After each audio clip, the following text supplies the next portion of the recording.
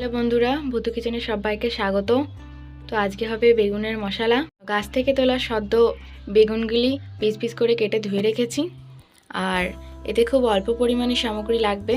তো দেখো, সেগুলি নিয়ে নিয়েছি: কাঁচা লঙ্কা, জিরে, রসুন, আদা কুচি এবং কিছু সাদা সর্ষে।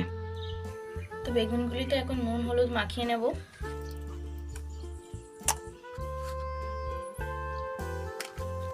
তো দেখো, নুন হলুদ মাখানো হয়ে গেছে। এবার কড়াই বসিয়ে দিয়েছি গরম করতে। এখন কড়াইতে তেল দিতে হবে। তো দেখো, তেল গরম হয়ে গেছে। এবার বেগুনগুলো একে একে দিয়ে দেবো। তো আমরা এখানে সাদা তেল দিয়েছি, তোমরা চাইলে সর্ষের তেলে এটা করতে পারো। সর্ষের তেলে দিলে এর স্বাদটা আরও বৃদ্ধি পাবে। তো দেখো, বেগুনটা ভাজা হচ্ছে। ভাজতে ভাজতে এখন আমরা মশলাগুলি পেস্ট করে নেব শিলে। তো বেগুনগুলি ভালো করে ভেজে নিয়েছি, এবার তুলে নেব। দেখো, বেগুনগুলি তুলে নিয়েছি সব। এবার একে একে সব বেগুনগুলি একইভাবে ভেজে নেব।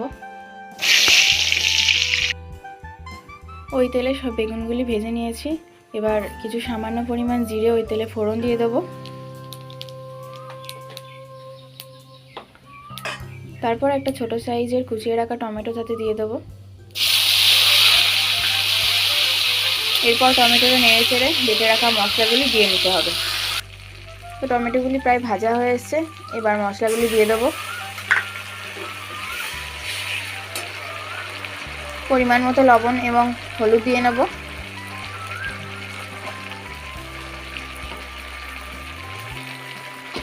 এবার এটাকে ভালোভাবে কষিয়ে নেব। কষানো হয়ে গেছে। এবার পরিমাণ মতো জল দিয়ে দেবো।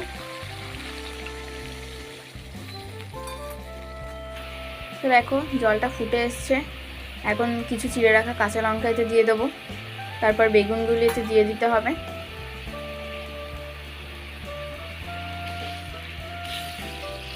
বেগুনগুলি দেওয়ার পর একটু নেড়েচেড়ে এটাকে ভালোভাবে ফুটিয়ে নিতে হবে।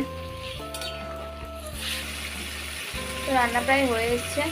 এখন বেটে রাখা সর্ষেটা এতে দিয়ে দেবো।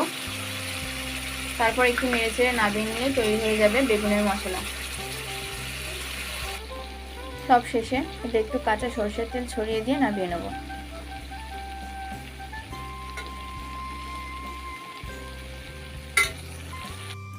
দেখো বন্ধুরা, এটাকে নামিয়ে নিয়েছি। দেখেই মনে হচ্ছে খুব টেস্টি হয়েছে। এটা গরম ভাতের সাথে খেতে খুবই ভালো লাগে।